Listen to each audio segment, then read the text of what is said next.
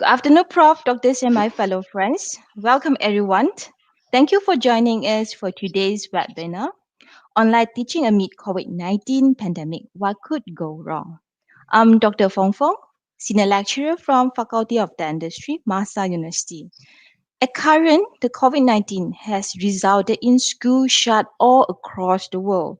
Globally, over 1.2 million students are out of the class. We all know that education has changed dramatically with distinctive rise of e-learning whereby teaching is undertaken remotely and on digital platform. With this sudden shift away from the classroom learning, some believe that this unplanned and rapid move to online learning with no training, insufficient bandwidth, and little preparations will result a poor user experience. Others believe that a new hybrid model of education will emerge with significant benefit. What do you think? Do you still struggling with online teaching? Or students are you uncomfortable with online learning? Today, we will have three important sharing sessions from our lecturers.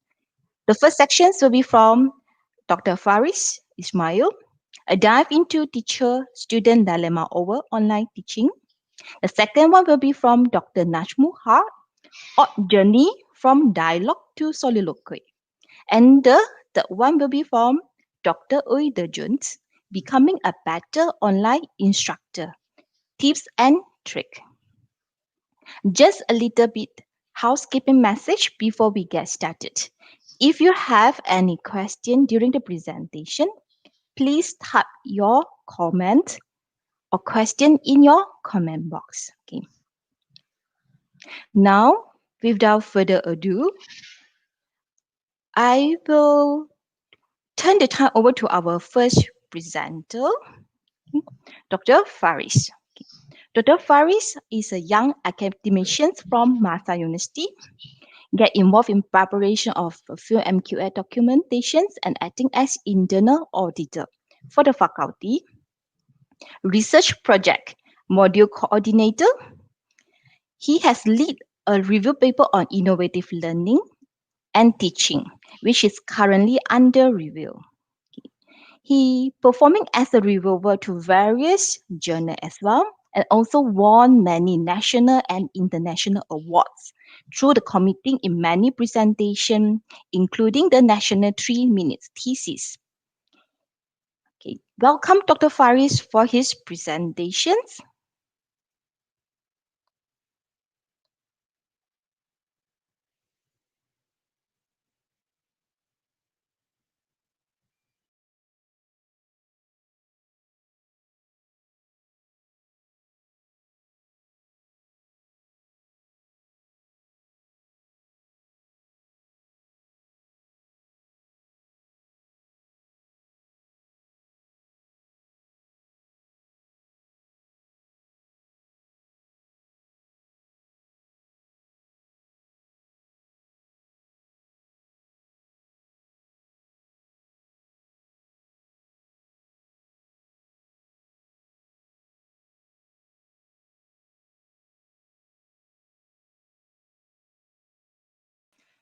Okay, some technical problem have happened. I think shall we move on to the second presenter at the moment? Okay. Our second presenter will be the Dr. Najmu Hart. Dr. Najmu obtained his PhD in year 2017 in the field of regenerative medicine from UM. He served as research fellow for a year before joining Masa University. Okay, he is actively involved in various research and has leadership in academic and currently serving his faculty as learning management system educator and represent his faculty in the university Elevate committee. Okay, welcome Dr. Tajmu. Today his presentation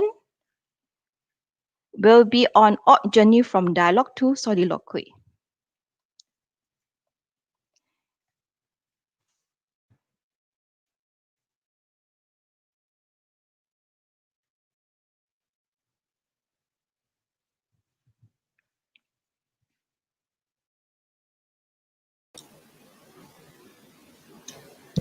Good afternoon, audience. Here I'm Nazmul Haq going to share the experiences of the lecturers through the journey to journey of the lecturers from dialogue to soliloquy during the period of COVID-19. And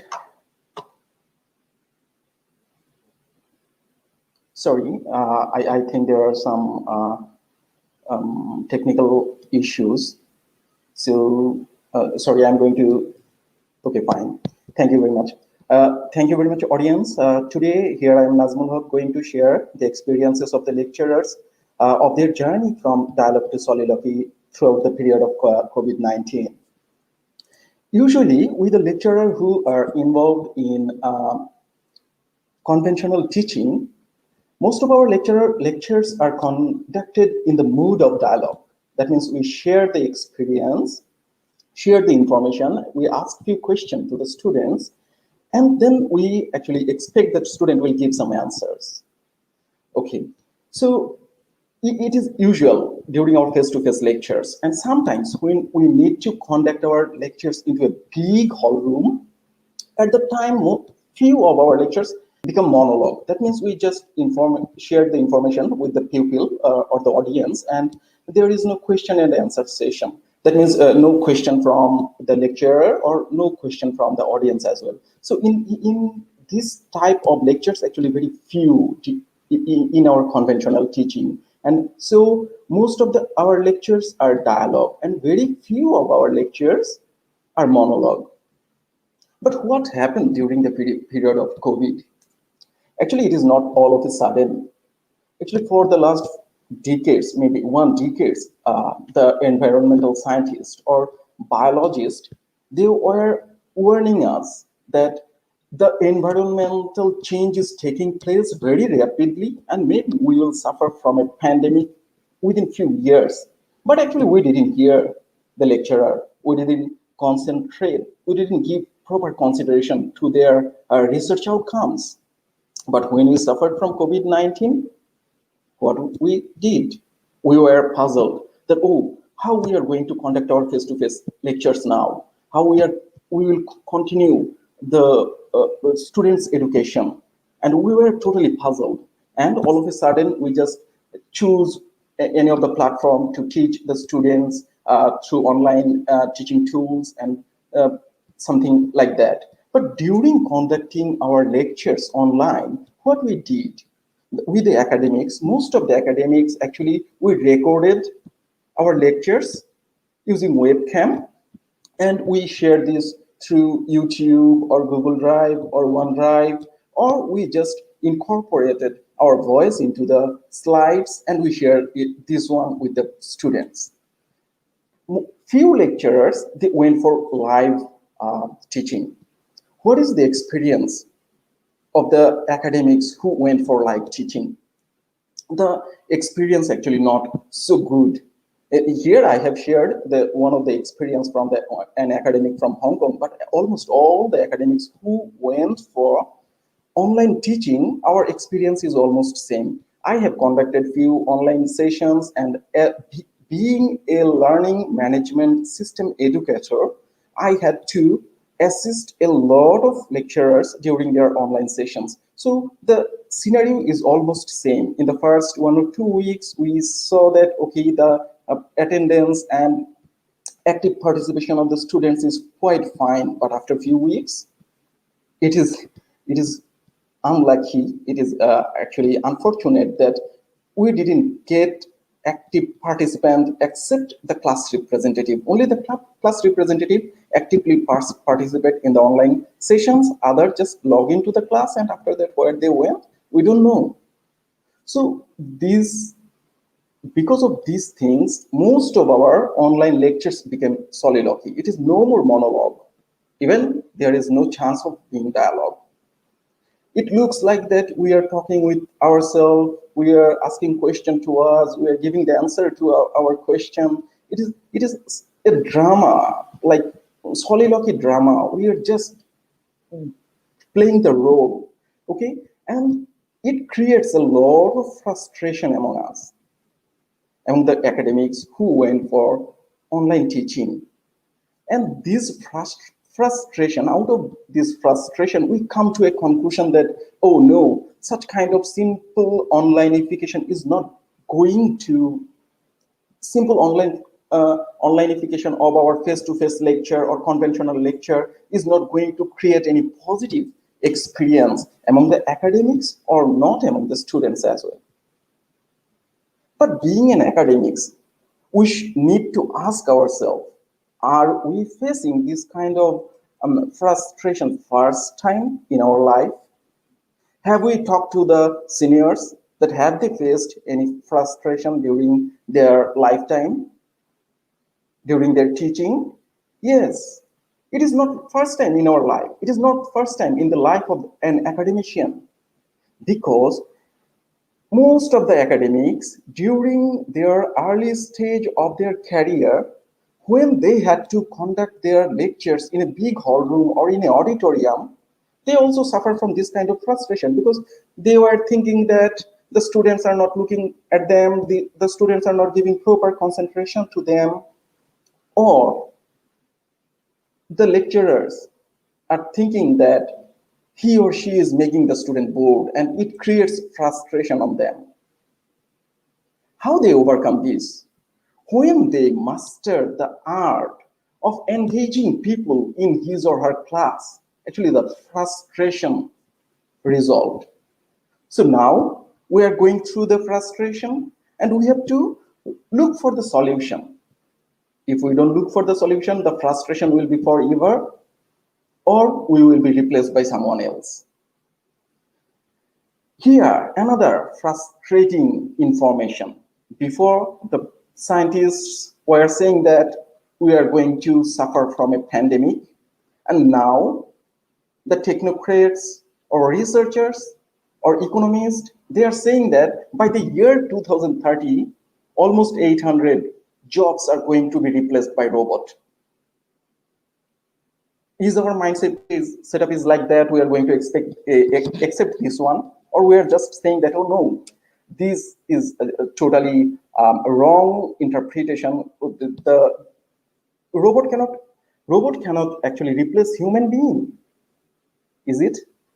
No. Even robot are going to replace the teachers, few teachings, few lectures. You know why? Because during the period of COVID, when we have conducted our sessions online, we have shown our biggest weakness, the largest weakness. We have opened to the world. What is the largest weakness?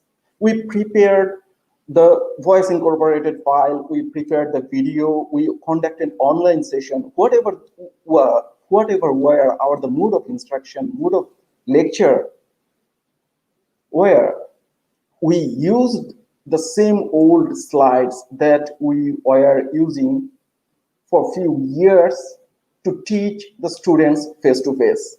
That means these things are repetitive. These things, something like routine work. So these kind of lectures can be automatized. And this kind of lectures can be replaced by machines or replaced by using any technologies. So we are also not in the safe zone. We cannot say that, oh, despite being teachers, we are in the safe zone and we are not going to lose job. And it is not about only we that we are not losing job. We should think that why we are providing education, why we are in the business of education, because we find out the skills, we produce, we prepare the module, we prepare the courses to produce skilled people so that they can get job. If they don't get job, then what we will teach them? Our final product, we are producing people to get job. If the jobs are replaced by robot, then whom we are going to teach? Okay, it is the time we have to think what we have to do, and we have to change ourselves as well, because we are thinking that teachers cannot be replaced. But in the world, there are a lot of teachers who has the technologies. So these teachers who have the technologies, they are going to replace us, those who doesn't have the technology. So please don't think that you are not going to be replaceable. You are not replaceable. In the world, everything is replaceable. Even you are replaceable. Okay? So we have to change our mindset up that yes, we are replaceable. We might not be replaced by any robot, but of course, we are going to be replaced by someone who has sound knowledge of technology and who is very enlightened and who is very informative. So we should make ourselves informative, and we should learn the technologies to use it properly, because we think that the teachers teaches some soft skill that cannot be actually taught by the robot or some other technologies. It is not true. In the world nowadays, so many people are they are creating videos and they are teaching so many soft skill to the people. If you are not convinced, I'm requesting you, please go through the story of Mr. Yego, who is a javelin thrower from Kenya. When he attended the 2012 Olympic and he came eighth, at the time he had no coach or teacher to teach him how to throw the javelin. Then from where he has learned this? He learned this from YouTube. He watched a lot of YouTube videos, and from that he learned. The story doesn't end here. In the year 2015, he became the world champion. In the year 2016, he came second in the Olympic Rio de Janeiro Olympic in Brazil. So we should think that in the world there are a lot of teachers who are creating a lot of educational materials, and there are a lot of students like Diego who are learning from the YouTube. So we shouldn't think that, okay, the concept of institute will be remain same. We shouldn't think that we will conduct our face-to-face lecture forever. No, a lot of our lectures, a lot of our things is going to be replaced by machines, replaced by technologies, and we should adopt these technologies. We should adapt to these technologies, and we should evolve for our betterment. If we don't evolve, what will happen? There are a lot of people who are saying that we are ready. We are ready with the technologies, and they are asking the students, when you are coming to join us. So we should take the initiative. We should take the initiative, and we should say that, okay, we are also ready. We are ready with everything, what you need.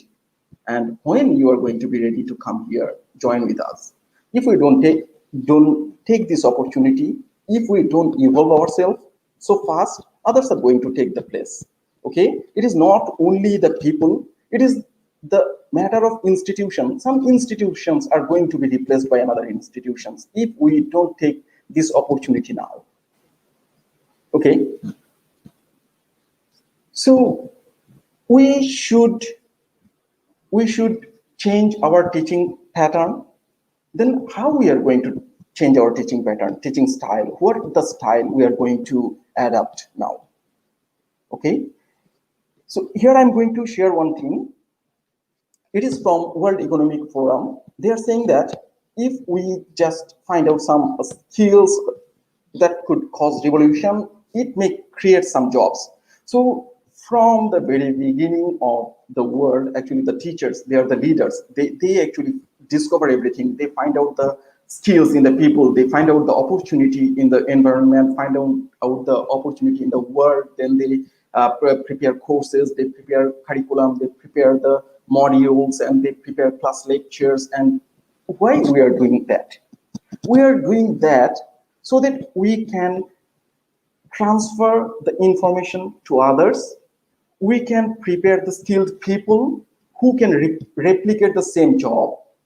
Okay, so we have to take the initiative. As robots are going to replace some of our routine work, So we have to find out some other skills. Those skills cannot be replaced by robot within a near future. And it only will create the job market for other students and other people. Okay? So we should take the initiative. And here I'm going to share one photo of just last week Champions League football match in between Barcelona and Napoli. Uh, every time when we hear from Cristiano Ronaldo or Messi after their games, they say that okay, we have done some mistakes and we will try to overcome these mistakes in the next match, and still we have a lot of opportunities to improve ourselves. We just think that oh, they are just saying just for saying something. It is not like that. If you see the goal that he did during the last week in the match with Napoli, you will just think that oh, what incredible thing he has done. I think most of people will amazed, oh, we didn't see something, this kind of goal from him in his last 10 years or 12 years of career. These kind of people are leader. Why? Because they they think that there are opportunities to improve themselves. That's why they are leader. They're leading from the beginning till now. Okay, so we have to think that yes, we have a lot of opportunities to improve ourselves. If we think that okay, we have done our PhD, we have done everything, we don't have any chance, we don't have any scope to improve ourselves, that means we are in a greatest failure. Because giving up, of course, giving up is a greatest failure. If we think that we still have a lot of opportunities to improve ourselves, then of course we have a lot of chances. Okay, I think here if what I am sharing, most of the from economists or from the e-commerce people or from the technocrat, you are saying that what they know about the education. Okay, Jack Ma might be a e-commerce giant, but we should think that he was a teacher before. Okay, then also if we consider him as a e-commerce giant, then whom we would like to hear? Would we like to hear from a philosopher? Would we like to hear from a great teacher? Whom you would like to prefer to hear? I'm going to share a quote from the Socrates. I think most of we have no doubt that yes, he is a great philosopher and he is a great teacher. What he told that it is better to change an opinion than to persist in a wrong one. Still now we will keep our mind set up like that. Okay, no, we are teacher, we are not going to be replaced by any machine or replaced by any technologies. Yes, you can think so, we can think so, but if we think like that, if we don't change ourselves, we will be extinct. We will be replaced. And here you know who is Steve Jobs. This kind of people, here are others. That's why they create revolutionary things. So we should respect our others. We should respect the researcher. We should respect everyone. We should give proper consideration to their comments, and we should try to accept their comments in a logical way. So what we will do, how we can make our unpleasant journey into a pleasant journey. We can make our unpleasant journey into a pleasant journey just by changing our mindset up. We have to know the mood of lectures, that what is dialogue, what is monologue, what is soliloquy. We have to know all the mood of communication. We should try our best to make ourselves more informative, and we should try to find a solution that how now we can convert our soliloquy into a deep dialogue, how we can bring back the students into our class, into our online classes. This is our duty. No one is going to do that. And before that, first of all, we have to think that This is not an unpleasant journey. This was a journey only, and from this journey we have learned a lot, and now we have to change ourselves. And if we can change ourselves, our journey will be very pleasant, and we will feel that okay, throughout this journey we have learned a lot. Okay, and actually I have just told that how why we need to change our mindset up, and by only changing our mindset up, by being only proactive, we can make our unpleasant journey into a pleasant journey. But how we can be a very good teacher? We know that a good teacher, they help actually students to look the place, but they never say that what to see. And how we can be a good teacher, a online instructor. My other colleagues are going to share their experiences, that how we can be a good teacher, and hopefully you will enjoy their lectures. And I'm grateful to you for joining this session. Thank you very much. If you have any question, you can ask in the comment section, and we will try our best to give you the proper answer. Thank you very much for joining this session.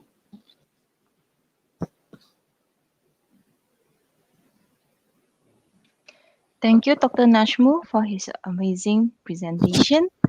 Do you have any question for him? You can type in the comment box.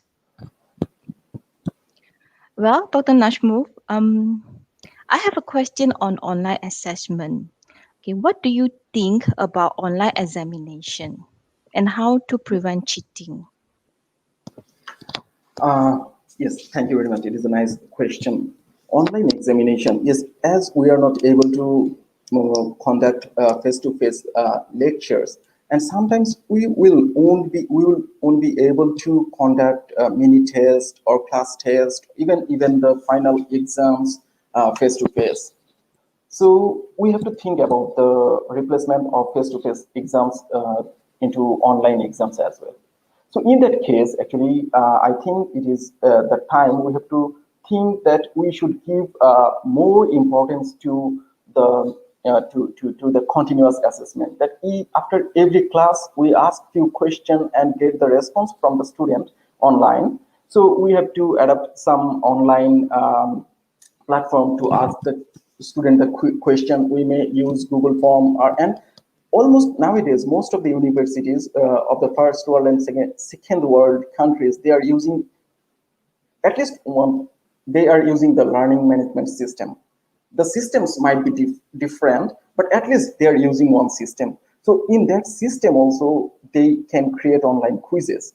They can create the quizzes before their lecture, online lecture, and just after the lecture, they may say that, okay, you enter to the LMS learning management system and you just answer to today's few questions. So we should give more emphasis to our continuous assessment. And for mini test and for final exams, that means say year-end semester exam or final professional exams, in that case, actually, we have to be more creative. Our questions shouldn't be like before. It shouldn't be straightforward. So that they just by Googling, they shouldn't get the answer. So in that case, actually, the lecturers, again the academics, they should take the responsibility. They should be more creative in preparing the question. Okay, and of course, we should go through some trial and error, that how the questions can be optimized for those students. But we shouldn't think that the student will go for cheating, because we can use webcam to look at them. We can adopt that one also, that technology. But first of all, I will say that we have to be creative. Our questions should be creative, so that they cannot give direct answer from that one. They have to know, they have to learn, and then only they will be able to answer those questions. But I will prefer that we should give more emphasis to continuous assessment, something like asking quizzes just after the class, or giving them assignments, so that they can show their creativity as well. Thank you very much. Okay, thank you for answer. Yeah, I have another question here. Okay, some lecturers feel very frustrated Okay, they are not familiar with IT skill. Too much multitasking for e-teaching. So, do you have any further suggestion for them? First of all, I have to say that they are frustrated. Yes, throughout the period of our online teaching, it is very full of frustration. I told that because the students are not being involved in our online classes. So it is a matter of frustration. And some are thinking that, yes, I am not able to conduct online lectures because I don't have IT skill. So we should stop there. I told that if we give up, we already we already actually we don't have any chance. We lost the chance. So we shouldn't give up. We should think that okay, I have to learn. I have to learn the IT skill and decide the university where the academics are working. So we should ask the management that we need the training, and through training, I think it is we shouldn't master we shouldn't master the master we shouldn't master the all the platform. We just need to learn the use of technology. That means we just need to be a master of few platform. Maybe I may select that okay, I will be master of Zoom, I may be master of either Google Meet, or I am going to be the master of Microsoft Team. It is not necessary that I must be master of all. No, I just need to be a master of one teaching teaching platform. So if I be the master of one teaching platform, of course it will build confidence in me, and later on it will help me to conduct my class properly. So just don't think that oh, I am not familiar to the IT skill. No need. Try your best. Be the master of only one platform, and you conduct your sessions using only this platform. This is my answer. Thank you. Thank you, Dr. Najmul, for your encouragement. Okay. Okay. We welcome back Dr. Faris Ismail for his title on a dive into teacher-student dilemma over online teaching. Dr. Faris obtained his PhD pharmacology from UITM. He is internal auditor for our faculty and the project module coordinator for MOFSC. And he also lead a review paper on innovative teaching and learning, which is under review. He is very excellent academician and won many national and international awards through committing in many presentations, which include the National 3 Minutes Thesis, TMT. Okay. Welcome, Dr. Faris, for his presentations. Hi, Assalamualaikum and very good afternoon to all. Thank you, Dr. Lee Fong Fong, for your kind introduction twice. And it's very inevitable, the technical error that's happening just now. Well, still, it's really an honor to be here, like on Masa University, Facebook, and YouTube, to share on my insight on very interesting topic, online teaching amid this pandemic. What could possibly go wrong? Yeah. As you all know, this coronavirus pandemic have been affecting 213 countries, which include the territories and area around the world. And there's a 20 million case reported. As of now, there's reaching 75,000 of death cases. And fortunately, in Malaysia, it's pretty manageable, and the number of cases are still under control. And I can say many thanks to our frontliners. Well, during the pandemic, many organizations have started to work from home. School and university are closed. Students are sent home.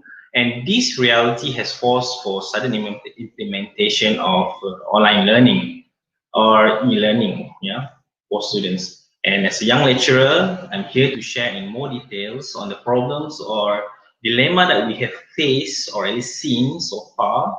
And I hope this information may offer suggestion for urgent improvement if it have to continue for a longer period of time. And I will always try my best to discuss this issue based on the instructor, the lecturer's perspective, students' perspective, and as well as the institutional perspective.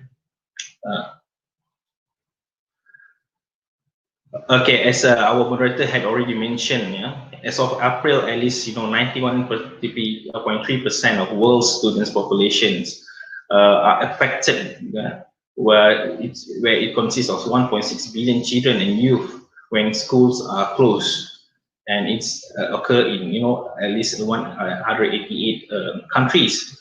For Malaysia, school closure has affected at least 8 millions of students. And only recently it started to open, and students are coming back to school and university.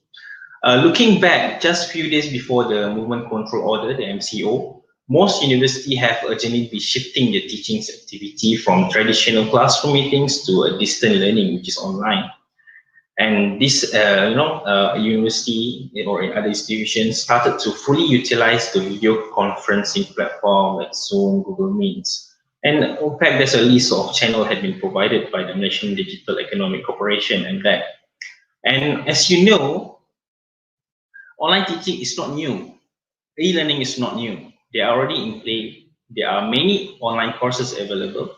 It's just that during the pandemic, we can see university, either private or government university, are desperately need to run a giant online learning experiment so as to accelerate changes in education. Me myself experienced the online education experiment, as lecturer here at Maspa University, and I found many things can go wrong with the sudden massive implementations. Okay, it turned out that the reality is quite different from the typical daily school routine. Students as well as teachers are still struggling to adopt the online platform used in the e-learning. Meanwhile, the drastic action by the institutions are required to urgently cater for the sudden increase in the use of the software as well as the learning management system and the associated database. In fact, there's inadequate equipment, the limited access to the software, the unconducive environments make the adoptions of this home-based e-learning even harder for students and the instructor, especially during the MCO. And many lecturers, even with vast experience of teaching, they are still unfamiliar with digital technologies. Some could not set up a video conference, and some could not troubleshoot technical issue with PowerPoint independently, and they need assistance and guidance from university or at least colleague.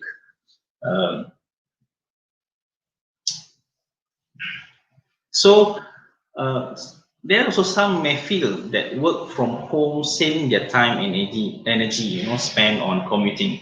But others may feel that interaction is a bit limited for e-learning, or wherever it comes to a group discussion carried out through video meetings and virtual chat room.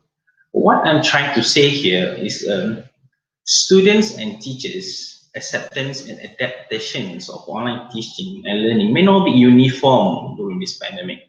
As a matter of the fact, there will be a mixed perception from students toward the teachers' initiative in introducing these new ways of teaching. Here, I have outlined 5 issues that may create dilemmas among teacher and student over the online teaching during the pandemic. Okay, the first one is the adaptability struggle. Second is technical issue. And third one is computer literacy. There are difference between these two. And 4 is a time management, which relates to discipline, and then the self-motivations. Okay, let's look at the first one, is the adaptability struggles. Okay, the educational process, will going to be readjusted to more, accelerated time on the accelerated timetable due to this pandemic. And then switching from traditional classroom and face-to-face instructor training to a computer-based training in a virtual classroom, it makes the learning experience entirely different from students. And of course, they will be resistant to change. Students or even teachers doesn't allow themselves to adapt the online learning environment, and then it takes time for them to get accustomed to the computer-based education. Oh, sorry, this one, adaptability struggles. Okay. The resistance to change may be related to these barriers of implementing technologies. The barriers of implementing technology can be classified into two, the first order and the second order. The first order, or the extrinsic factor, is the environmental, can include the environmental and institutional issues or resources, while the second order is related to teachers' personal instructional belief, experience, and strategy. Well, teachers are faced with many difficulties due to these intrinsic factors. So it will affect their decision-making processes and therefore the classroom practices. So the majority of teachers believe that this first order barriers prevent teachers from using the technology in the classroom, which is the environmental and institutional issues. But it is actually more related to timing. Time to learn and prepare instruction is the real barrier that hinder teachers from utilizing technology in the classroom. And if we look back to the time when MCO started, how much time did you have to learn all this prior to implementation of the online class? But it cannot be denied that poor professional development and the limited access to equipment provided by that should be provided by institution will largely contribute to this first order or these extrinsic barriers. Going back to the first issue, as for students, those with traditional mindset, will find it difficult to adapt. However, they need to accept the new learning circumstances with open mind and heart. So what we can do, the faculty, the lecturer, the instructor must ensure that they're aware of the benefits of the online teaching. Any discussion, with the peer may change their mindset, and therefore can have a better, they can better prepare students for the online class. The university can also provide, online counseling session for students who feel stressed out by this online mode.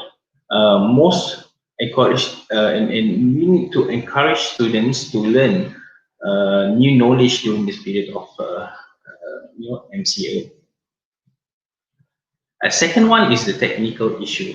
So this is the biggest concern related to online learning, because it revolves around digital divide. Yeah, all you need to do is to talk to two teachers, one from the well-funded school district and another one from the poor rural area, in order to see this digital divide work. Some students may already have a Chromebooks with a digital lesson plan, iPad, while some students don't have broadband. They have a limited gadget at home. And the only solution to this problem is knowing exactly what kind of technological support they will need to a certain course, as well as properly equip themselves for the class.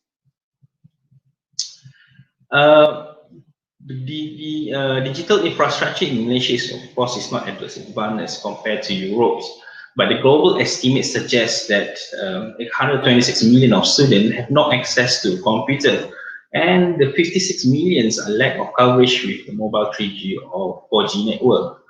And this family without access to internet will experience a major disadvantage during the crisis.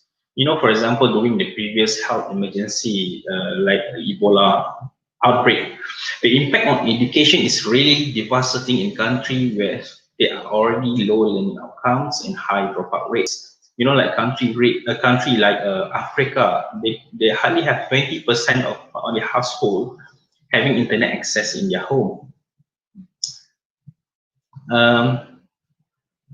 Everyone know about the story of a girl going viral because she had to climb a tree to get a connection for exam, and that's the reality. Many students are not provided with the high bandwidth or the strong internet connection that online course require, and therefore they fail to catch up with their virtual classmate. And for smooth and effective online process, good internet connection is required. As Malaysia, I believe in 2019, they have national mobile broadband penetration rate per 100 people was about approximately 120%, but the fixed broadband penetration rate, which provides faster and more reliable connectivity, was only approximately 8% per 100 people. And it could be due to the lack of a fiber optic network, which is slowing down the internet speed. but it become more urgent now to ensure that, currently we announced the National Fiberization and Connectivity Plan, and this is given by the increasing dependence on high quality internet access in all aspects of life. But aside from these challenges, uh, the government effort giving a free 1 GB mobile data provided daily is not adequate to support heavy video streaming or class teleconferencing. It may exhaust data quickly. This will put children of poor family at a disadvantage as they cannot afford to top up data more frequently. Besides having access to internet, it's also important to have a quiet place to study, and of course a device to work on. Family, with multiple children, they need online education, and they may not have a dedicated device for children, so it make it difficult to follow all classes. So there are again large difference between socioeconomic groups. If we Europe, it says 90% reports have the access to a quiet place to study, but for example, a country like Indonesia, they only have 70% of access to quiet place to study. But how about Malaysia? I think Malaysia, from the survey to 900,000 students, shows that 37 of students do not have any appropriate device. At the same time, only 6 to 9% students own a personal computer or a tablet. Now, even if a household has a personal computer,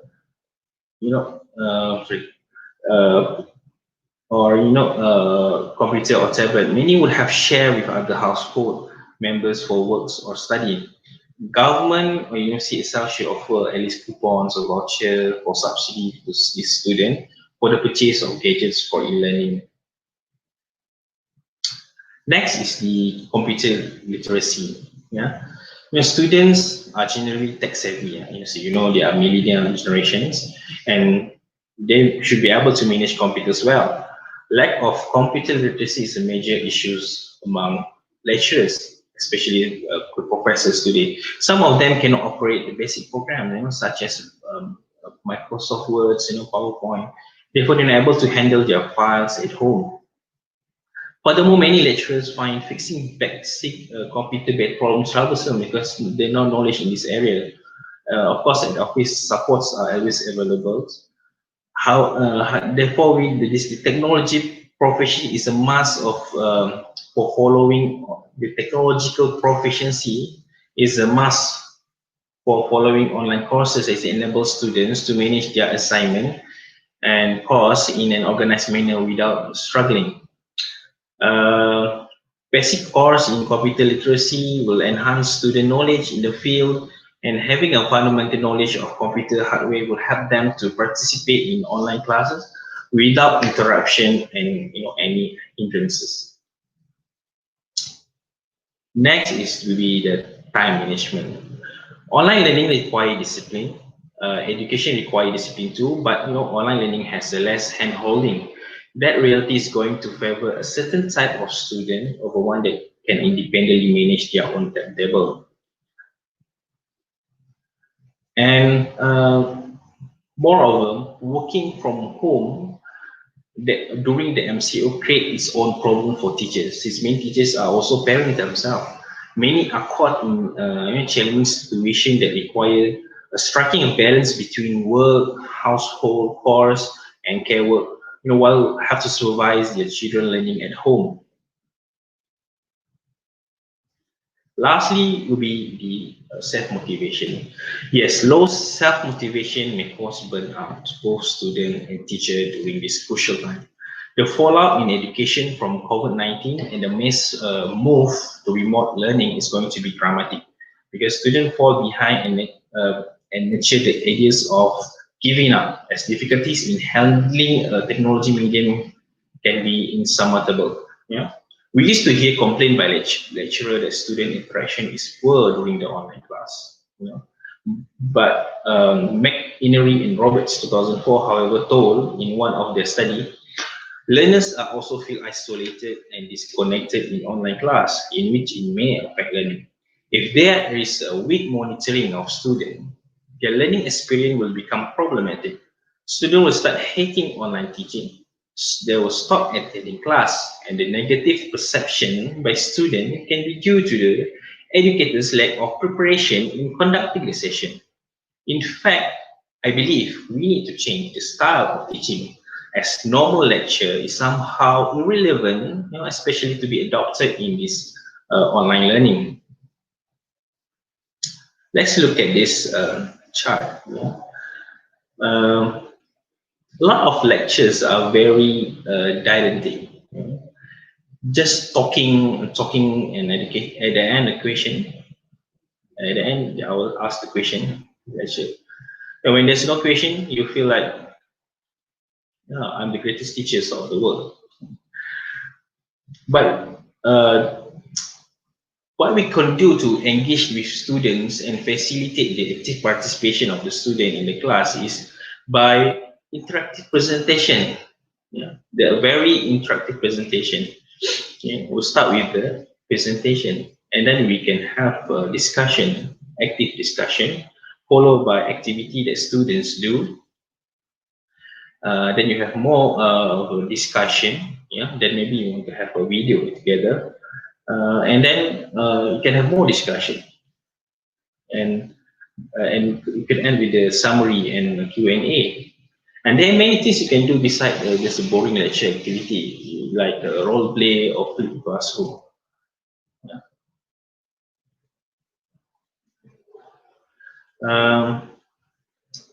So this is one of the examples that can show the interactive presentation that I've prepared before we started of the class. I'll give them a complete overview of what we're going to be taught in the class, so that they know what to expect from the lecture note. Learners are given an overview before with a detailed information. And Cuny Busan, which popularized this idea of mind mapping, says that mind mapping imitates how brain works with branching, and which facilitate knowledge retrieval faster. And based on this, few activity can then be done to engage students during the online class. And then there is another example, and this is I've done. I prepared for students' revision class. Basically, this consists of whatever important, with an indicator showing the levels of the seriousness, level of seriousness of the side effect. And actually, students come to me, with the feedback saying that she never ever understand about these two lectures, and suddenly I show this, and he now at least can appreciate the lecture itself, compared to the previous normal didactic lecture. I agree that to make this into the online teaching, it will be a complex task that require commitments from both faculty and instructor, and can be time consuming and demanding. Therefore, we should be concerned about the faculty burnout. So, in a study conducted by Hogan and McKnight, online instructor in a university setting experienced average emotional burnout levels, high level of depersonalization, low levels of personal accomplishment. And this result should be of concern to administrators or management, because the success of online program rests on the commitments of the faculty and the willingness to continue the development and delivery of the online courses. And to help students to identify required skill, useful overarching model with 5 major readiness dimensions was suggested by Hang et al. 2010.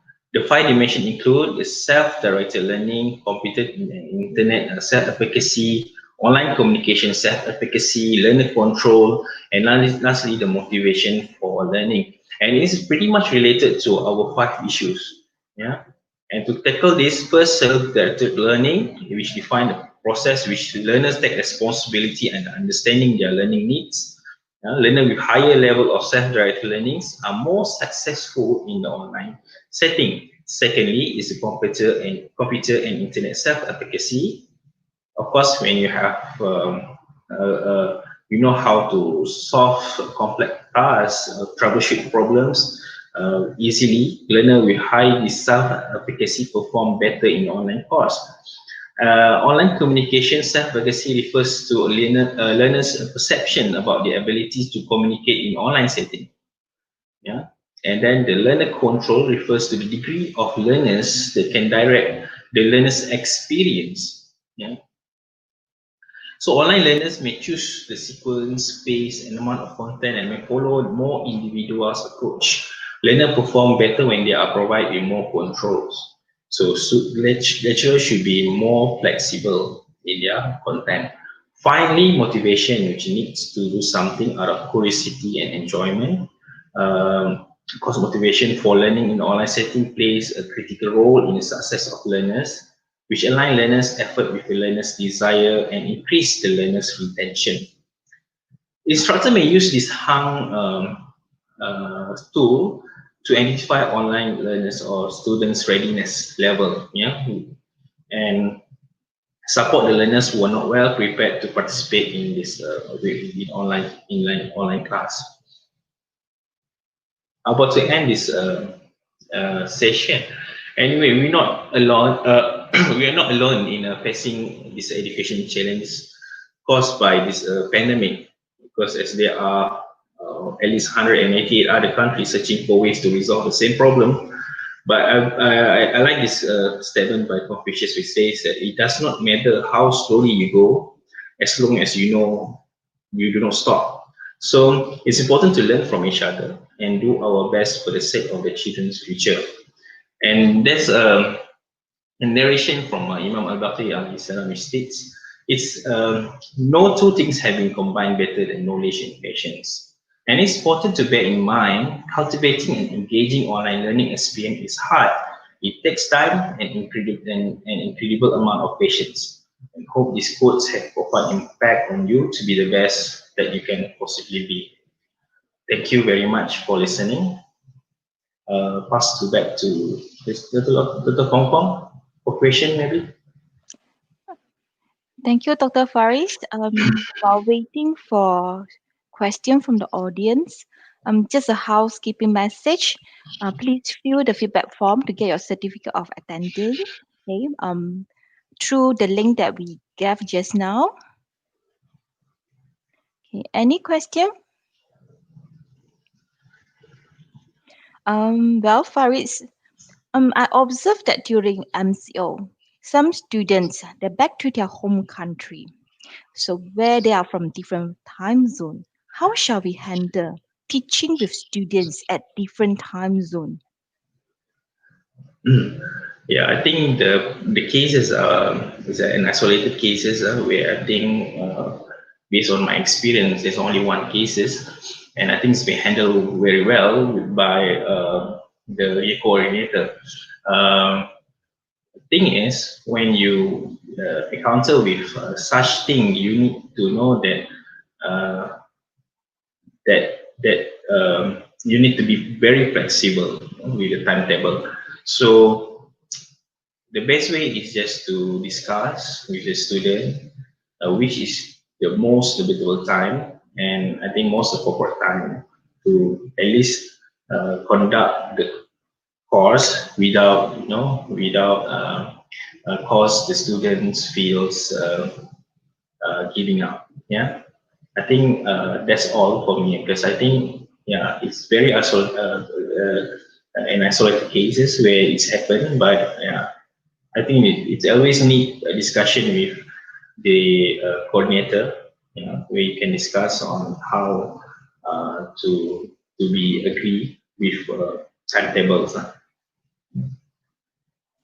Okay, thank you, Dr. Faris.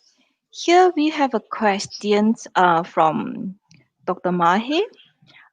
He asking that what do you think? How could changing to online teaching would affect lecturers' mental health?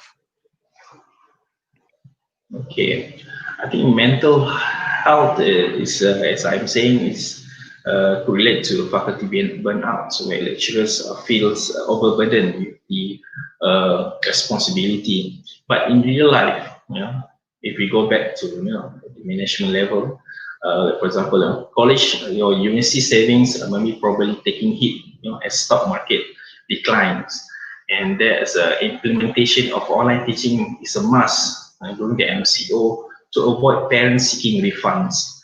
And this process change, which will mean that faculty has to go digital and change styles.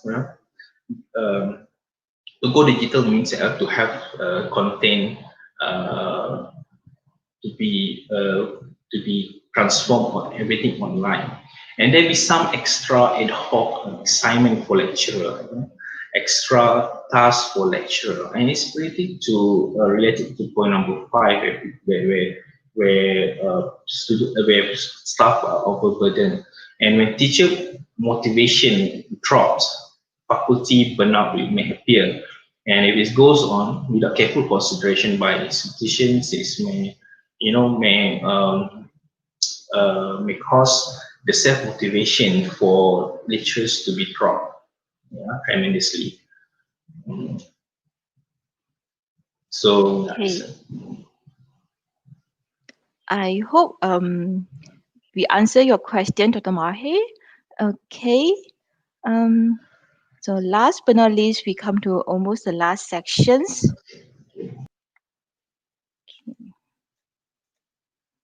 So we will have the last sections from Dr. Oiterjun.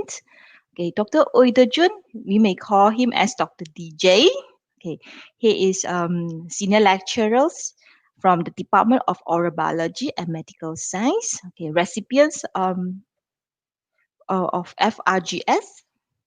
Okay, currently he serves as the associate editor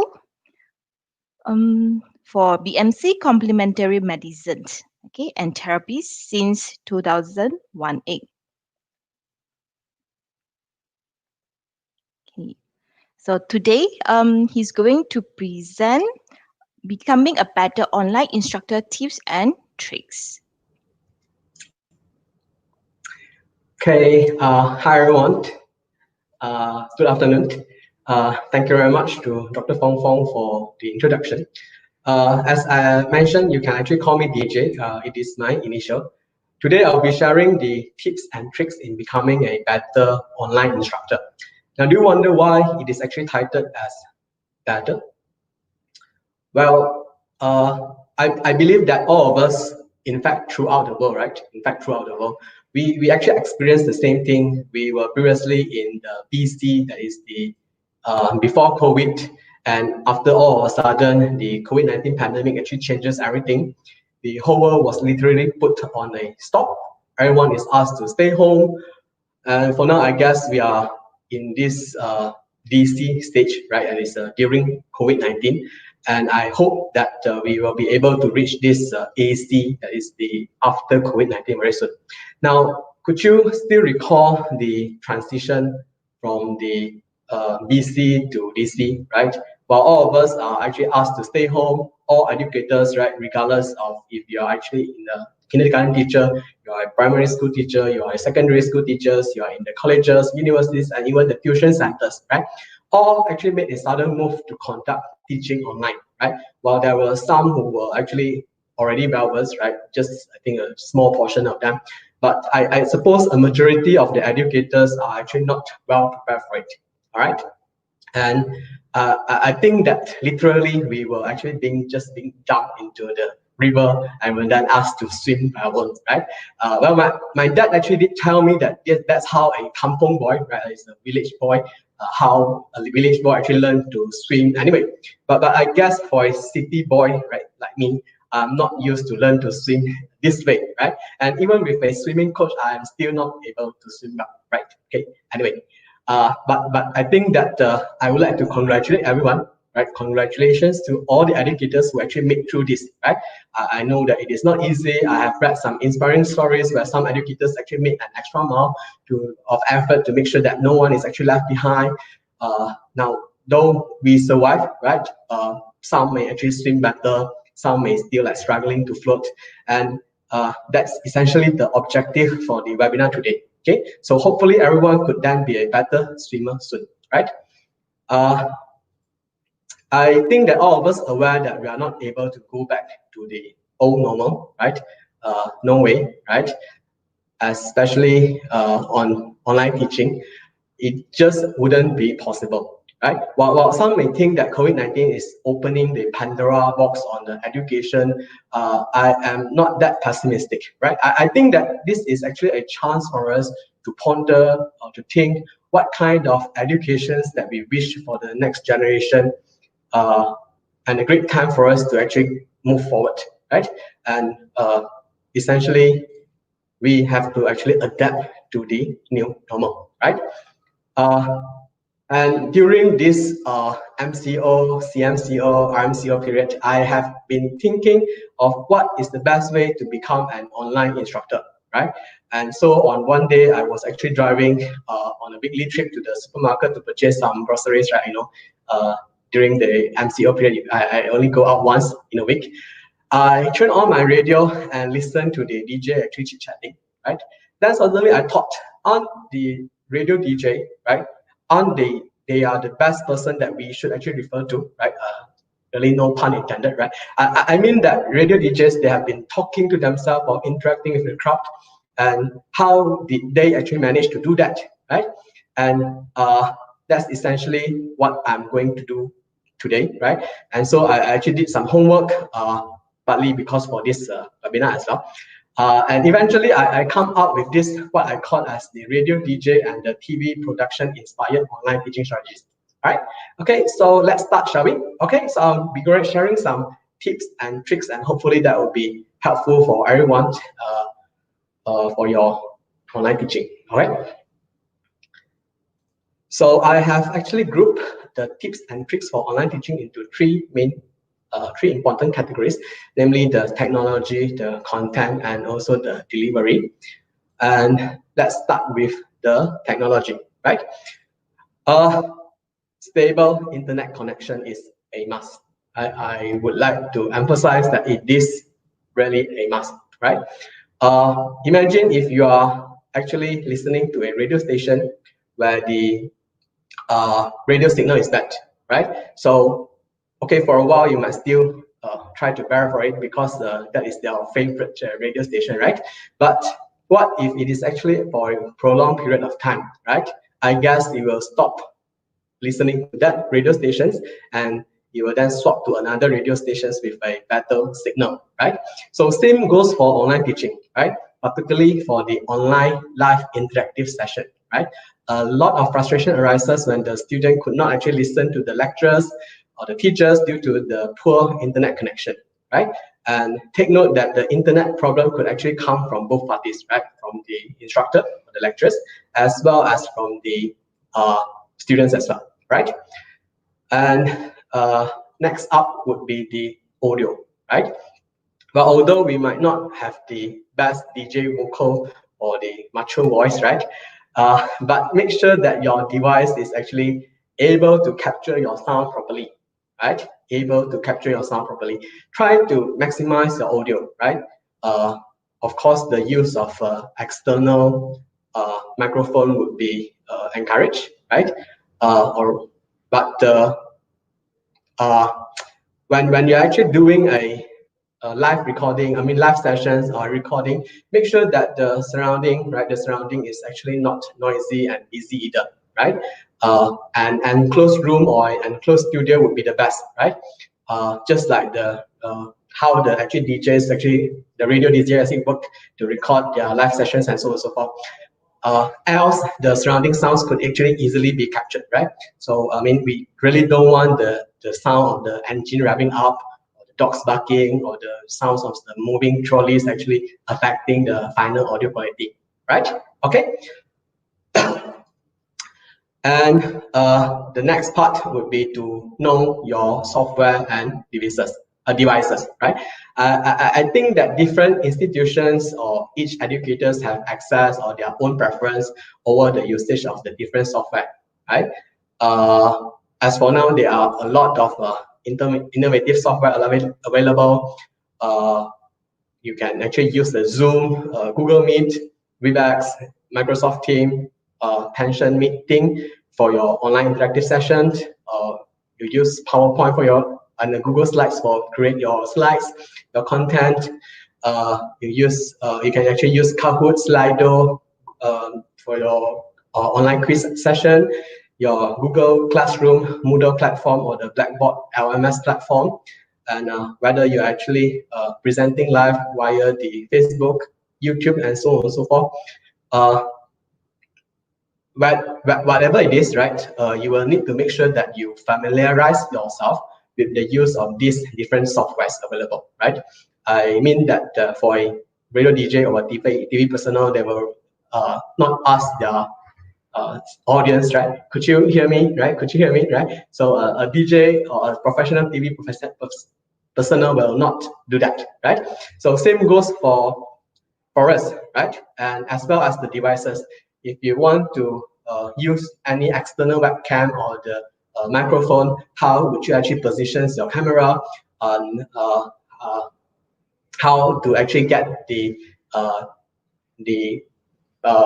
microphone or the camera actually get connected to your devices, your computers, your laptops, and so on. So you need to be well versed on this, right?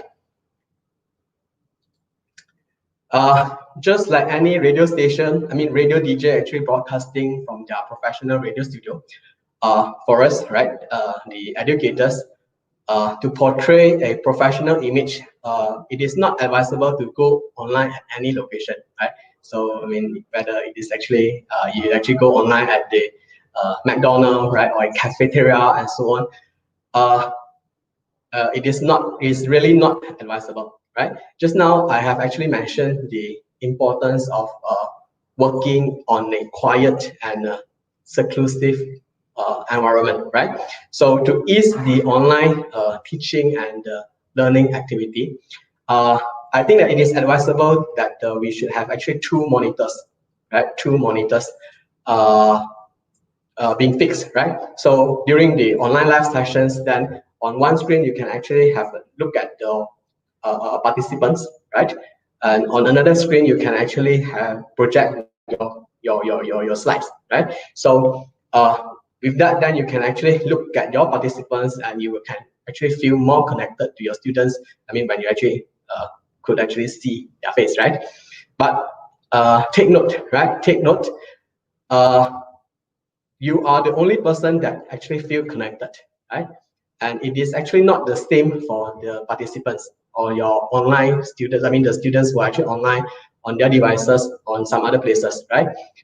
Because if you want them to have a sense of connectedness with you, you really need to look into the webcam, right? We'll discuss this in the next few slides, right? And now, if you do not have the luxury to set up the two monitors, right? To set up the two monitors, or to actually develop your own working studio, I can actually share a trick with you. That's to actually split your current monitor screen into two, right? So to play this trick, you will need to you cannot actually project or share your slides from the usual PowerPoint software, right? You should not actually share it from the usual PowerPoint software. Instead of that, upload your file to any of the cloud storage, either it's a Google Drive or OneDrive or Dropbox and so on, and you will need to present from there, right? Turn on the slideshow from there, right? From the cloud storage, okay? And when you would like to share your screen, right, whether you are using your Zoom or using your Google Meet, you can actually choose the Internet browser tab instead of the PowerPoint file, right? So that adjusts the Internet browser accordingly, right? Adjust the size accordingly. And voila, you should be able to see both your participants and your sharing content simultaneously, right? And oh yeah, okay, so that's on the split screen and also the webcam, right? So if you were to do this trick, right? If you were to do this trick, and this will actually how it looks like, right, in Google Meet, right? So on one screen, on one of these internet browser, you can actually see that your slides being presented, and on another part of the internet browser, you can actually have a look of yourself and also your students and so on and so forth, right? So that's a trick that I would like to share with everyone. Okay. Right. Next up, let's talk about lights and also the positions of camera, right? So make sure that you do not position your laptop. Make sure that you do position your laptop or webcam properly, right? Over here, there are some NG or the no good ticks, right? Picture 1 and 2 and 3 are actually positioned in front of a window, right? So you can see that the face is dark. And for picture 1, the camera is actually positioned too high, that my face is actually cropped, right? You can see if I were to like this, right? So for picture 3, the camera is actually positioned angle up, right? Angle up. And if you were to do this, right, I mean, your participants will actually look at your nostrils and so might double chin throughout the whole session, right? So essentially, you do not want that to happen to you, right? And now, what do you feel about these pictures below, right? These 3 pictures below.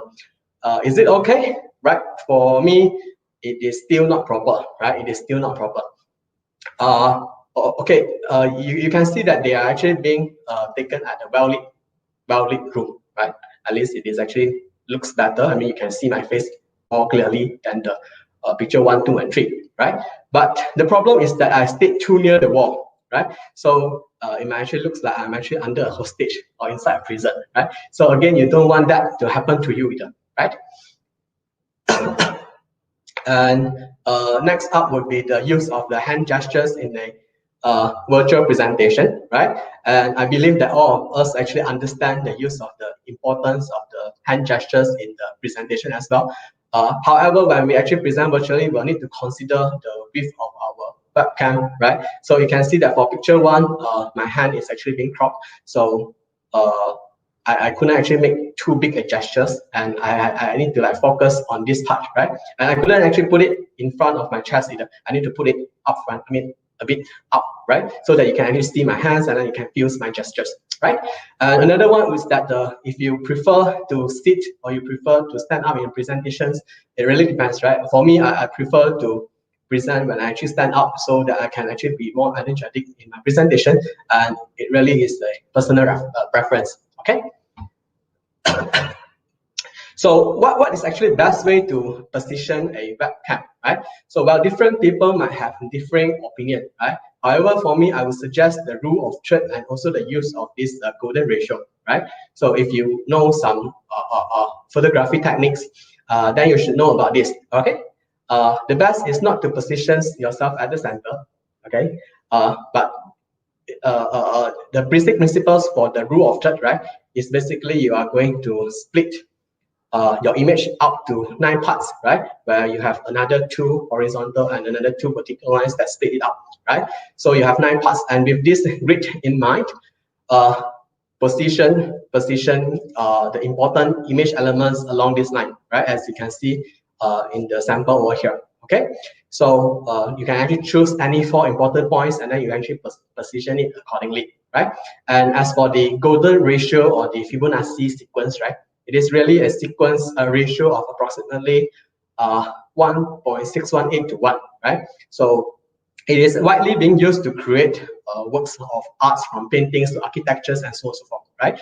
But to make it simple, generally, when you were to follow this rule of thirds, then you should be able to achieve this golden ratio, right? I'm just make it very simple, okay? So now I would not say that this rule of third or this golden ratio is ideal, right? But this is what being commented by some or that thinking that this would be the best presentation for a virtual speaker, right? Of course, there are also some other considerations that you might actually need to consider, but so far this is the simplest trick that I would like to share with you, right? If you would like to look more professional virtually. Okay. Right. Just now I've mentioned the importance of looking into the webcam, right? Looking into the webcam, in order to make eye contact with the participants, right? So if you were to refer to this picture over here, right? You can clearly see the difference, right? When one actually look into the webcam and when one actually look at somewhere else, right? So, well, even now I am actually not doing what I'm preaching, right? I know, right? It's very difficult, right? Sometimes we need to refer to our slides when we're actually presenting, and yet we need to focus on our webcam. I read that another simple trick would be to paste a post-it note just beside your webcam, right? So that it can actually remind you that, okay, look into the webcam, right?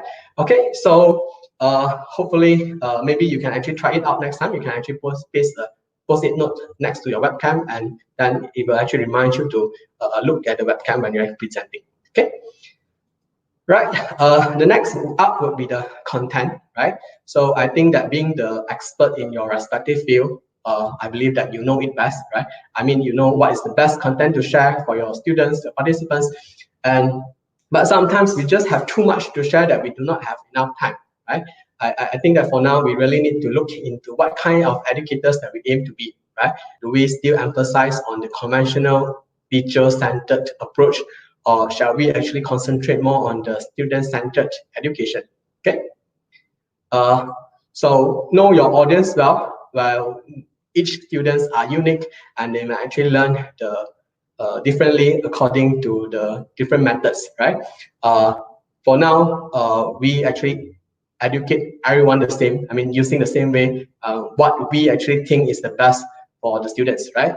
But if you were to read the story that saying that if you were to ask a fish to climb a tree, so undoubtedly the fish will actually fail, right? But if we were to ask the fish to actually swim, it could actually do much better than us actually, right? So it is really the pros and cons that we really need to consider and really need to manage, right? I know that if you know your audience or your students very well, then you might actually decide on a proper mode for your e-learning, right? Whether it is actually synchronous or the asynchronous. And what do we mean by synchronous? Synchronous means the live interactive sessions, either using Zoom, Google Meet, Microsoft Teams, or some other software, right? So it is actually commonly being used when all the students are within the same time zone, right? Asynchronous teaching is used when the students are at a different time zone, or when some of them actually have a limited bandwidth, right? They just couldn't, I mean, the internet facility is just not that good, right? So for this, you can actually pre-record your lectures, publish it on YouTube, and share it listed or unlisted, right? But what do you mean by listed and unlisted? Unlisted means that your video could only be accessed by the person that you have access to the links that you shared to them, right?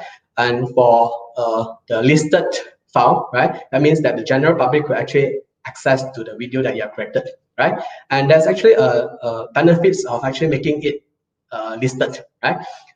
If you are confident that your content is very important and a lot of people would actually subscribe to it, YouTube will actually pay you for the content you have created, right? I know a marketing lecturers, right, in Malaysia. He actually started to publish his video teaching material online. During this MCO period, he managed to get 1,000 subscribers, right? As long as you get 1,000 subscribers, then you will start to receive the paycheck from YouTube, right? Although it's not a lot, but it's something, right? So you know that advertisers pay for the advertisement to be played on YouTube, and then YouTube then rewards all the original content creators for their effort, right? So something that you might want to consider.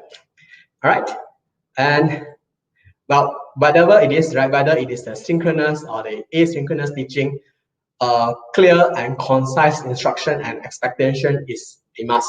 Is a must. There are much frustrations arises when the participants or the students, they are confused, they are not sure on what to be expected for this session. Okay, so make sure that you actually explain well, right? You have had the clear and concise instruction, and you set the expectations, right? So after all, the students and the educators are also exploring and learning together. Okay, And that would be the last part for my sharing today, the mode of delivery. Okay. Just now, Dr. Faris has also mentioned time management is a very important factor for all educators that to carefully consider before actually conducting any online classes, right? Unlike the traditional face-to-face teaching, right, inside the classroom, whereby the teacher or the educator could actually control the whole teaching environment, but although, okay, I mean, there are still some students who may just daydreaming, or they may still playing on their phones, or they may actually keep on chit-chatting with their friends. But the conditions are very much under control, right? So, but things are actually different for online teaching, right? So I think that you can actually admit it. How many of you actually focus on all the webinars or the online meeting that you have attended, right? So even if you were to ask to turn on your camera, right? I mean, it looks as if you're actually focusing on the webinar for the meeting. It is actually possible that you could actually loitering on some other tabs, right? Correct? And the same goes for the students who actually attend our online sessions as well, right? So if you were to, I think that everyone should know about this TED conference, right? Or the TED Talks. It is one of the most successful media organization that actually post talks online for free distributions under the slogan ideas worth spreading, right? But I'm not sure if you know this, but why TED is so successful, partly is because of it actually gives out a short and yet strong and powerful message, right? They have this that we call as the 18-minute rule, right? It is thought that 18 minutes should be long enough to be serious, but short enough to hold people's attention, right? And I think that we shouldn't also forget the 20-20-20 vision rule of looking at somewhere 20 meters away for 20 seconds every 20 minutes to prevent this computer vision syndrome, right? So there's actually a suggestion, right? There's a suggestion to actually split the lecture into the small standalone mini learning activity that we call as the learning nugget, right? So essentially a learning nugget is around 5 minutes in length, right? 5 minutes in length. And that could actually vary in the size and scope that you would like to achieve, right? Well, here today, I'm not going to suggest any proper length of time for online teaching. I think that it really depends on the different topics and subjects to be delivered. But I think that we just need to bear in mind that our session shouldn't be too long, right? And it would be best that we actually split the long sessions into some smaller sessions. Now, you might actually wonder what what should we do in between, right? And this is what I have guided, right? So, for example, after like 10 to 15 minutes, you can have a quick Q&A session, storytelling, play some videos, have some simple games, stretching exercise, or do some simpler online tools, right? My personal experience is that if you were to do a simple poll, then you are likely to get better participations, right? As because what the participants need to do is that they just click, right? Compared to another scenario where they when you ask, do you have any questions, or you ask them to comment on the chat, and because the students will need to think, and then they need to type the answer, and when they actually think and type the answer, then you need to manage the dead air, right? So just like a radio DJ, right? An unintended period of silence, and then you need to handle it and keep on talking and so on. Okay. For online teaching, right? I think that interaction and the student engagement is always a concern for all the educators. As an educator, live online sessions is preferred when we would like to have more engagement and to have the class, to make the class more lively, right? But as being shared by Dr. Nashmu earlier, it usually turns out to be a one-man show, right? Just like a radio DJ running the show and kept talking to him or herself, right? I guess for me, right, I felt that I am like the Dora the Explorer, right? Dora the Explorer, whenever I actually conduct my online live session, right? If you're not familiar with this cartoon character, in her show, she will always ask the question, pause for a moment, then answer the question by herself, right? So I think that we all of us actually experience the same thing, right?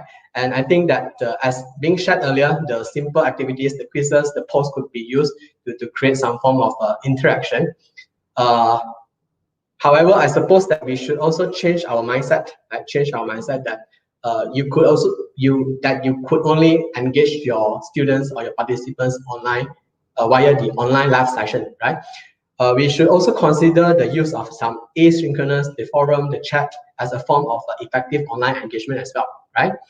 Another trick that I would like to share, if you are using Zoom or Microsoft Teams or Google Meet, there's an option to set the breakout rooms, right?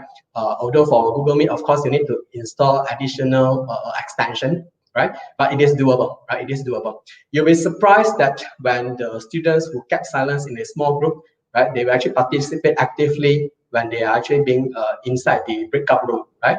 So, and being the educator during the breakout sessions, you can always visit each of the rooms. I mean, just similar like you're actually walking to each of the group during the small group discussion, right? And after the small group teaching, right, after the breakout sessions, you can actually ask the groups to present their findings, right? What is the conclusions from their findings? Or you can also use this free tool that we call as the Flipgrid, right? So basically, the students are being asked to create a short video based on their discussion, right? Very similar to the TikTok video, right? Then the other members could then view their videos, comment, or then give a like, okay? So other than the educators engaging with the students, I think that it is also important for us to allow some interactions among them as well, right? After all, they will not have the opportunity to walk together to the cafeteria, to have lunch together, chit chat, gossiping, right?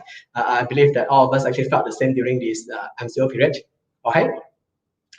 And I think that essentially it really depends on what kind of educator that we would like to have.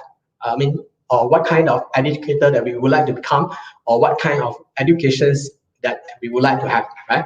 So this is the Agile pyramids of learning. As an educator, we can give lecture, we can ask the students to read, we can show some videos, we can do some demonstrations. However, all of these are still passive teaching methods. The students will learn better when they have some group discussion, practice on it, and better if they are able to teach the others. Okay, so and that's what we call as the active learning, right? So so that's the content that I would like to share today. Know the technology, recognize the best sharing content, and choose the best method of delivery. As Peter Drucker actually mentioned, right? If you are not familiar with him, he is the father of a modern management. He actually once mentioned that the greatest danger in time of turbulence is not the turbulence, right? But it is actually to act with yesterday logic, right? So I understand that it would not be an easy process for everyone, right? However, I think that maybe we should actually take it as an opportunity to improve and just have fun, right? It is fine if you were to make a mistake, just keep going, right? And hopefully eventually all of us would become a good swimmer, right? A good online educator. And finally, thank you very much. I would like to express my gratitude to the Dean, Prof. Husna, Dr. Kranti, Dr. Pratap for the encouragement and opportunity to present today. Special thanks to Prof. Padbal who shared with us the article related to this sharing, and colleagues from Faculty of Dentistry who provided their valuable comments. Special thanks to the website that offer these valuable free images for the presentation, and these are the lists that I have actually referred to for my presentation. Okay. Finally, thank you very much. I think that it is TGIF, right? And I shall wish everyone a happy weekend. Yeah, thank you very much. Thank you, Dr. DJ, for your sharing. I think I can really feel you when you share about the swimming analogy. Okay, I think that all of us do learn something from the tips and trick you share, and hopefully all of us will become a better swimmer soon. Okay, well, while waiting for questions, okay, I have a question here from Sheikh Rozia Muhammad Zukari. Okay, asking about in rule of dirt, the golden ratio. Where shall we place our face in case of online presentations? Well, if you were to split, if you were to look at this webcam now, right? you can split it into a nine squares, right? And you can actually choose the 4 main squares that you would like to position your image, right? So as you can see here, I can actually be seen at this portion over here that I'm not occupying the center, but I'm actually slightly at the side, right? So you can actually see the difference whether it's actually at the middle or at the slightly at the side, and that is the what we actually meant by the use of this rule of third or the golden ratio, right? So hopefully that will be useful for you, right? If you would like to know more, you can actually communicate with us, and then we can actually discuss further together. Good learning from this ratio. Okay. We have another question from Suwana. Okay. Thanks for sharing. And she asking, okay, what do you think about the use of virtual background? Well, yes, I think that a lot of us actually prefer to use this virtual background. Right? I can see a lot in Zoom and Microsoft Teams, and not so much for Google Meet. I think that it's actually a good tool, right? But when you choose your virtual background, you need to take note, right? Not to choose a flat background, right? Flat background. You can actually choose a room, something with a 3D effect, and then you can actually portray a better image. I mean, essentially, we just don't want to look like a hostage like this. I mean, that we actually stand too near the virtual background, right? So if you could actually choose I mean, you need to choose your picture very well, right? You can actually choose some rooms. I mean, those that can actually show a little bit of a 3D effect, then that will be the best that you can actually use for your virtual background. Right? I know that it is not possible sometimes. When there are sometimes we work actually from the office, and there are people actually walking behind us, and then if we want to have some online teaching, the virtual background will be the easiest that we could use, but you need to choose your virtual background properly. Yeah. Okay, thank you for your explanations and sharing. Okay, well, I think here is a question I think we are interest to know. Okay, what is your preference for online teaching? Is the live interactive section or the recorded lecture? It is a really tricky question, right? Whether you should actually go on the live sessions or you should actually have the pre-recorded audio. My personal preference is to have the pre-recorded lecture, right? And I recorded my lectures. I pass it to my students, and after that, after they have actually gone through that, then only I have a quick online interactive sessions with them and then so that they can actually clarify what are the questions that they don't understand, and so on and so forth, right? But I think that the essentially it is actually what I mean. You need to know your students very well, right? But what is their preference? Whether they have a limited bandwidth or their internet is okay, and I think that all these are the important considerations that we need to consider. I would not have a one answer for. I mean, I think that for each scenario it is different, and we need to like apply accordingly. Okay, thank you, Dr. DJ. Before we end the sections, again, for dear audience, please fill the feedback form to get your certificate of attendance for today's. Okay, I will do a quick wrap up for our section today. Well, I think we learned that and we have to change our mindset and concept of need to learn dialogue, monologue, and soliloquy as mode of communications in teaching. We have to overcome theoretical weakness underlying online teaching as well, and need to master the ways to convert the soliloquy into deep dialogue. Okay, we all know that experience is the best teacher. And just like any kind of learning, you will not know what it is. And you have to try. Okay? And thank you, Dr. Faris, Dr. Najmu, and Dr. DJ. And thank you again for everyone who joined our sections, the online teaching amid COVID-19. What could go wrong? Okay. Oh, okay. Last question. Okay, before we end it. Okay, open to everyone's. Okay. Okay, this is a question from Famidu Hot Sweets. Is there any basic difference between an online class and YouTube learning? Shall I answer? Okay, please, Dr. DJ.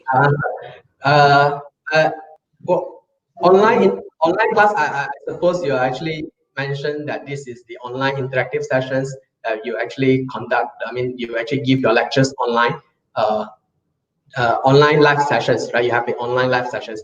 For YouTube learning, basically you pre-record your video and then you post it on YouTube, right? And you allow your students to actually view the YouTube video at their convenience, right?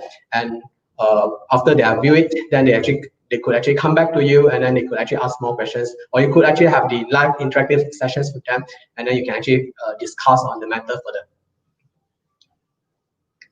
Anyone would like to add? Okay.